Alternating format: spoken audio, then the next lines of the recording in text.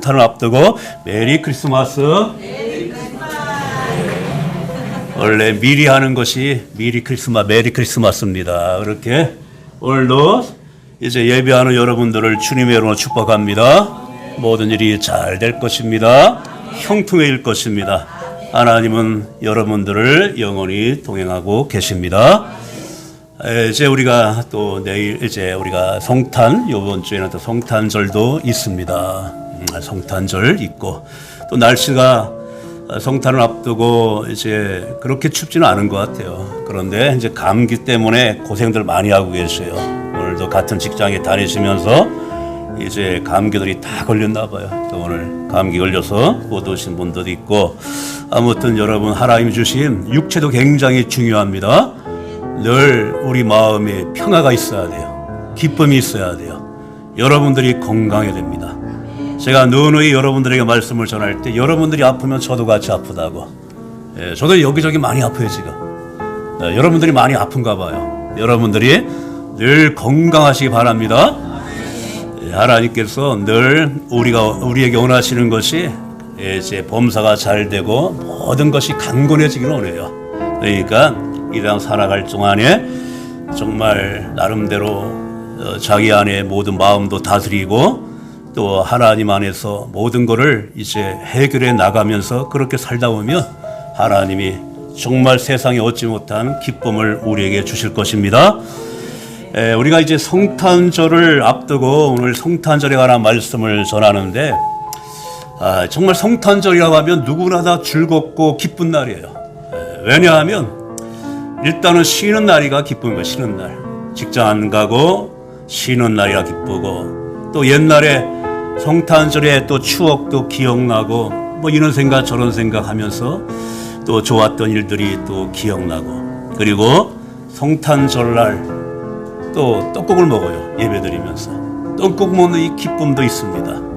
또 이번 주에 성탄절은 제가 직접은 못 들었지만은 또 통닭을 3마리를 튀겨 온다고 하는 그 감동을 받아가지고 통닭 3마리가 이제 또 성탄절날 식탁에 올려지게 되는데, 아무튼 성탄절은 정말 모든 사람들이 다 기쁜 날이에요. 기쁜 날. 그런데 우리는 또 알아야 돼요. 뭐가 기쁜 날이냐 하면 무엇보다도 가장 기쁜 것은 우리에게 은혜를 주시고자 하신 하나님이 우리 가운데 오셨다는 거예요. 이게 기쁜 날입니다. 이게 성경에서 진리 중에 가장 큰 진리는 뭐냐 하면 하나님이 우리에게 찾아오셨다는 거예요. 세상의 모든 종교는 사실 어떻게 하면은 내가 높은 경지에 올라가서 내가 신이 되고 내가 하나님이 될까, 대부분 그런 종교들입니다. 그래서 거기에 이단도 나오는 거예요. 내가 기호주다 하면서. 그런데 우리가 믿는 이 복음의 기독교는 하나님이 사람이 되어주셔서 우리 가운데 오셨다는 거예요. 이거를 우리는 어려운 말로 성육신, 육신이 돼가지고 우리 가운데 오셨다는 거예요. 그렇다면 왜 하나님이 사람이 되어서 이 땅에 오셨는가? 왜 하나님께서 높은 하늘 보좌를 버리시고 낮고 천한 가운데 오셨는가? 그것도 오늘 본문 말씀에 보면 환영받는 그 자리에 오신 것도 아니고 예수님을 낳으시고 구유에 예수님을 누우셨다고 그래요. 구유에. 우리가 오늘 읽은 말씀에 보면 7절 말씀 한번 다시 한번 읽을까요? 시작. 첫 아들을 낳아 강보로 싸서 구유에 뉘었으니 이는 여간에 있을 곳이 없음이로라. 아멘. 여간에 있을 곳이 없어서 구유에 나셨다고.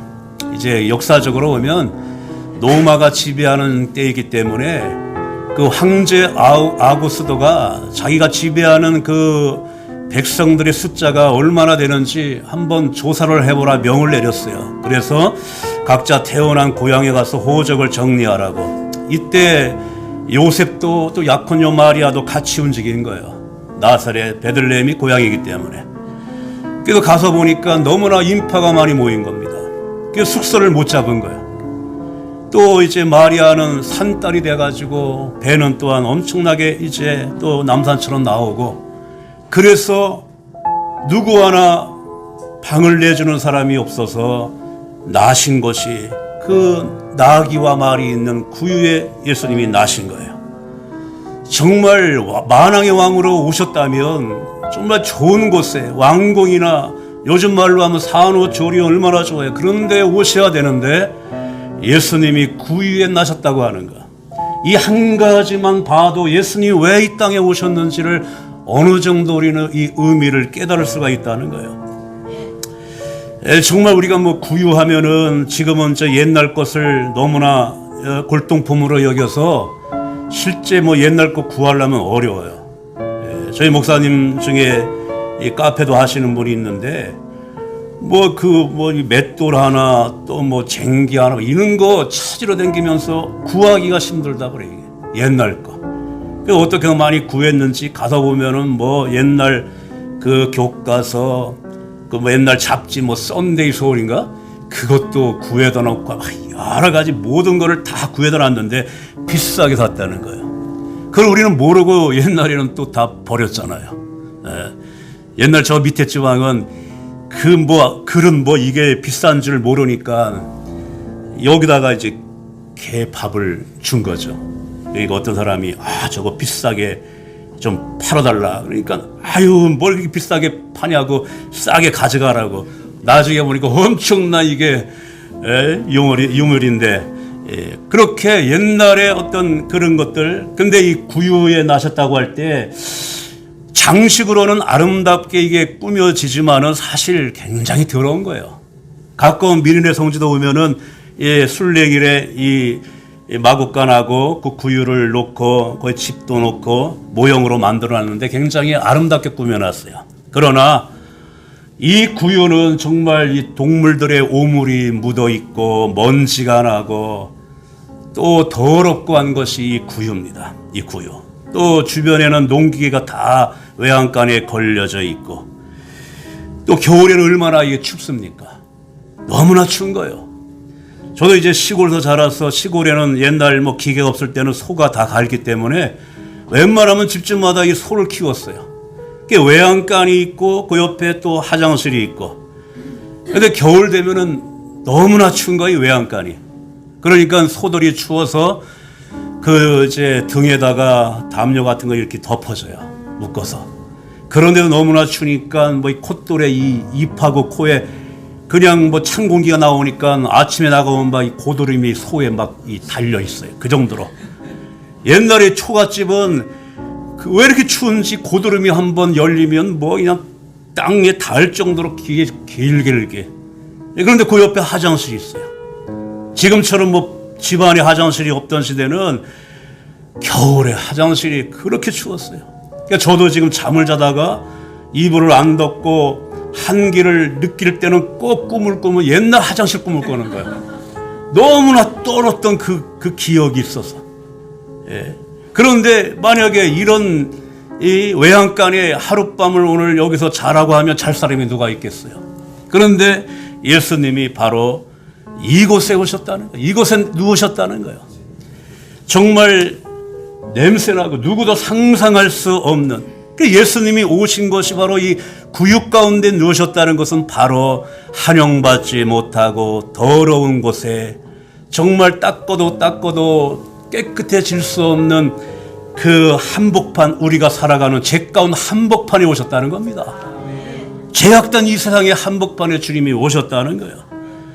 우리의 이 존재, 정말 끈질기게 나를 힘들게 하고 끈질기게 나를 괴롭히는 것들이 내 안에 있는 생각들입니다.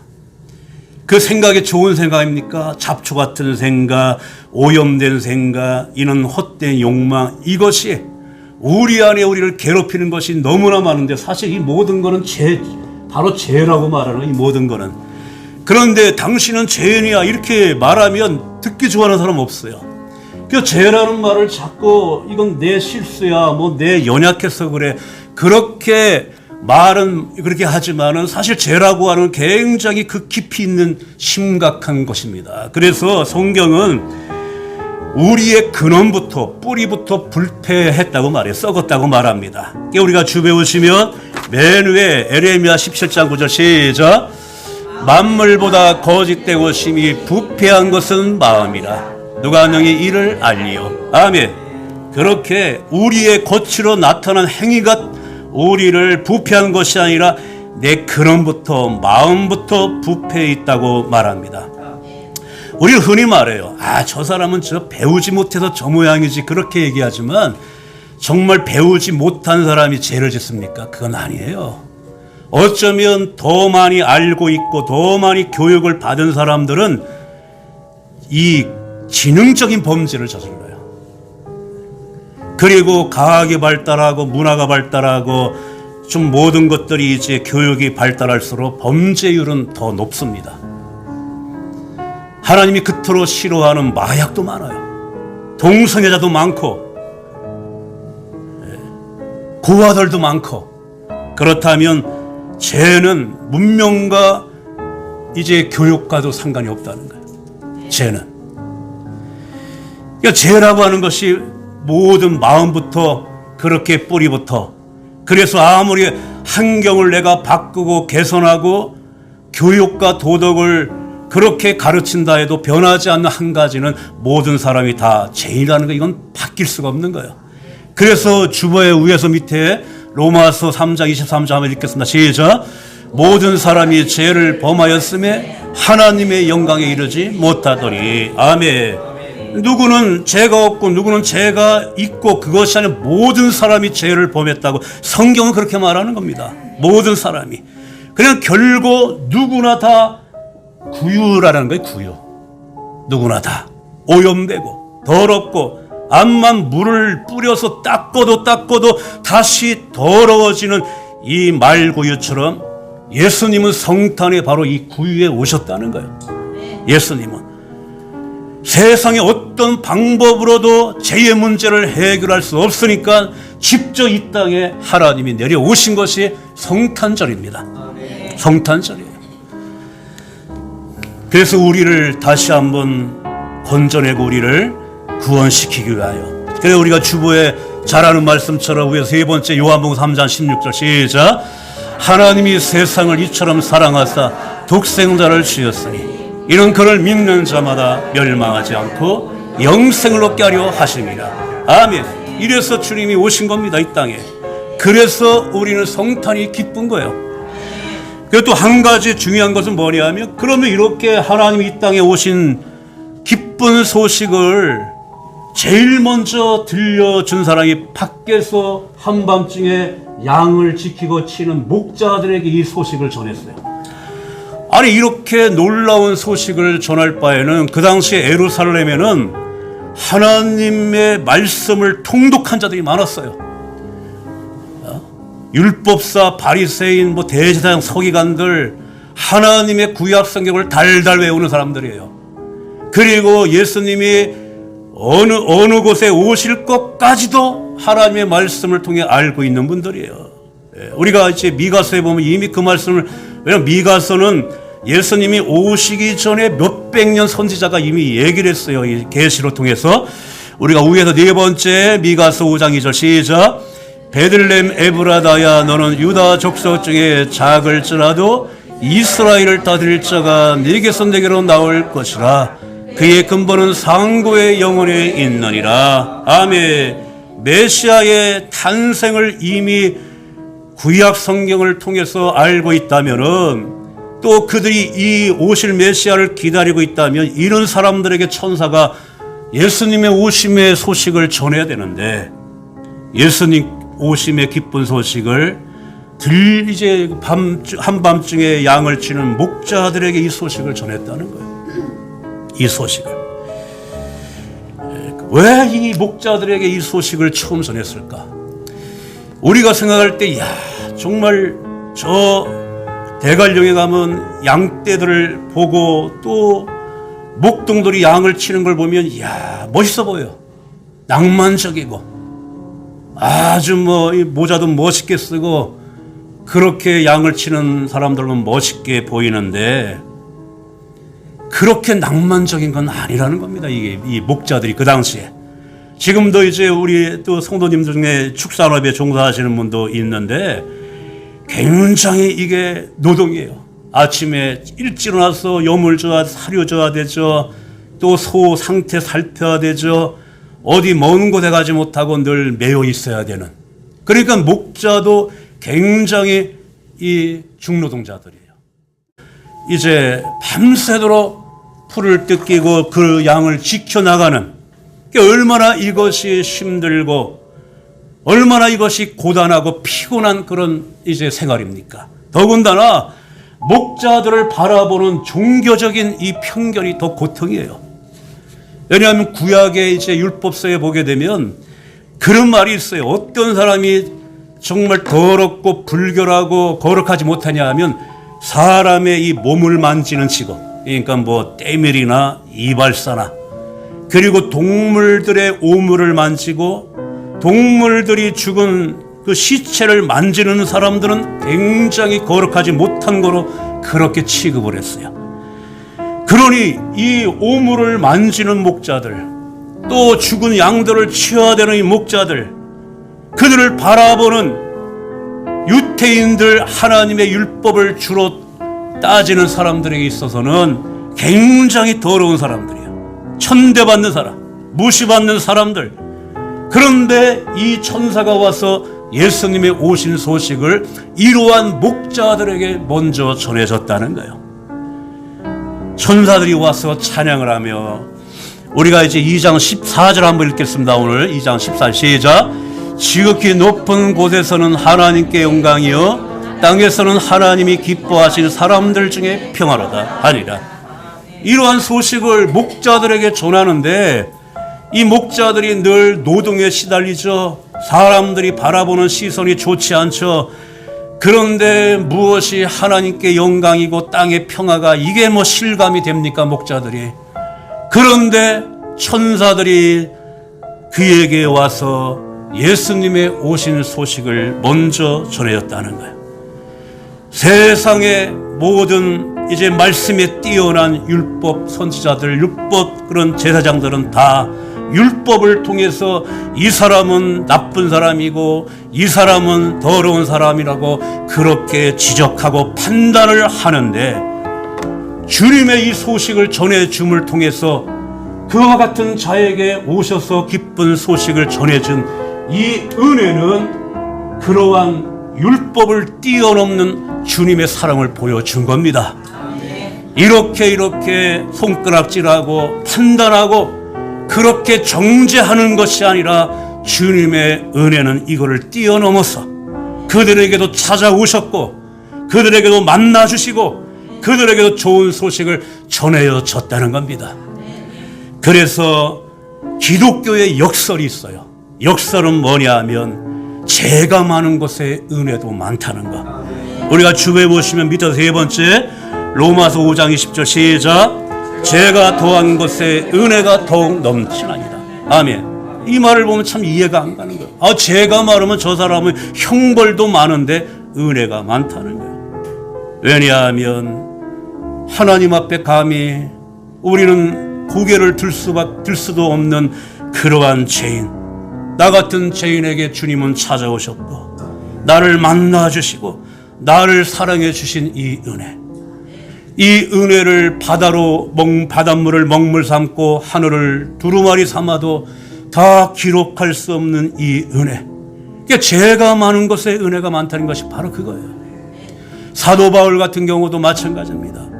그는 정말 예수님을 너무나 욕되게 하는 삶을 살다가 예수님을 만난 사도 바울이, 그것도 부활하신 주님이 부활하셔서 제자들에게 만나 주실 뿐만 아니라 자기까지 만나 주실 때 그는 너무나 감격한 거예요.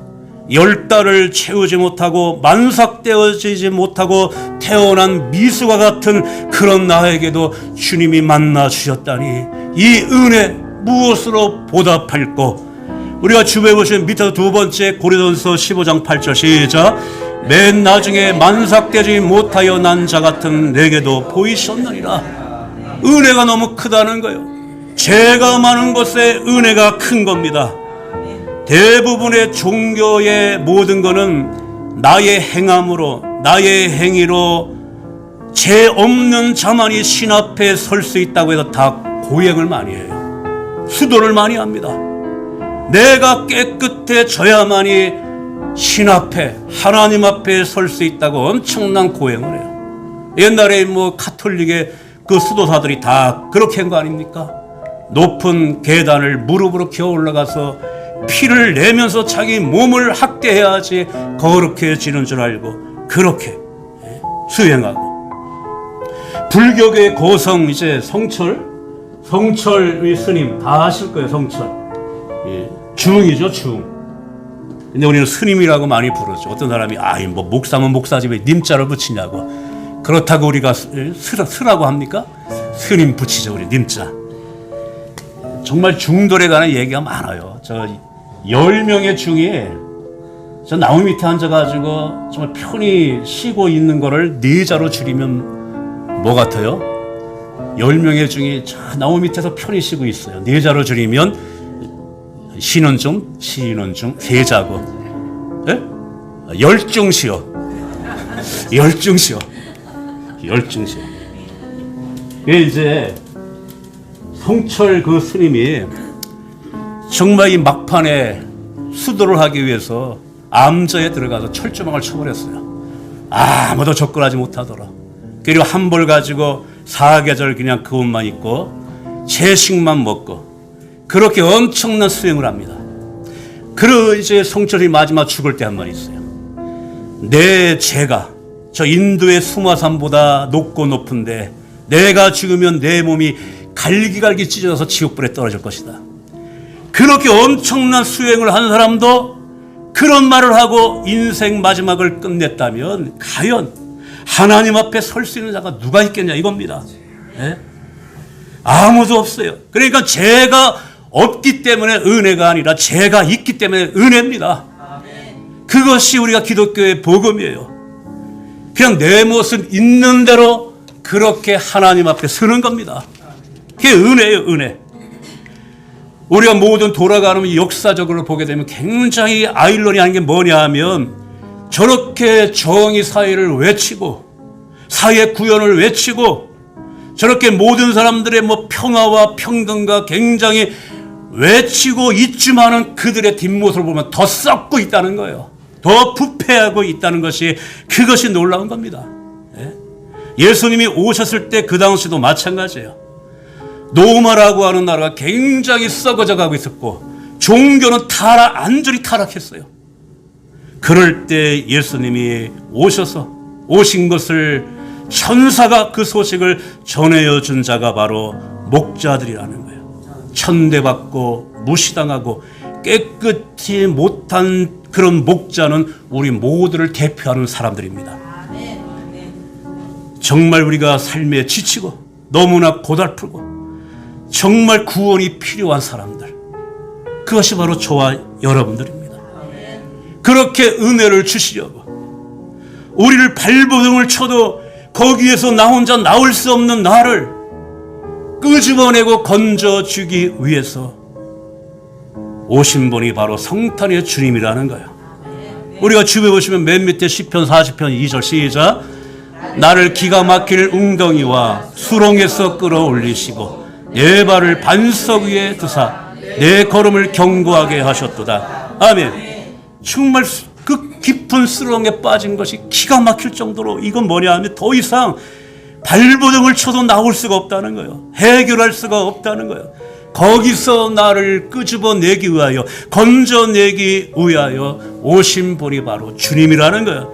이게 성탄의 은혜를 주시려고 오신 것입니다. 은혜를 주시려고. 나 같은 죄인을 살리시되 나를 문자로 보지 아니하고 희망을 보시며 사랑을 베푸고 은혜를 베풀기 위하여 오신 예수님.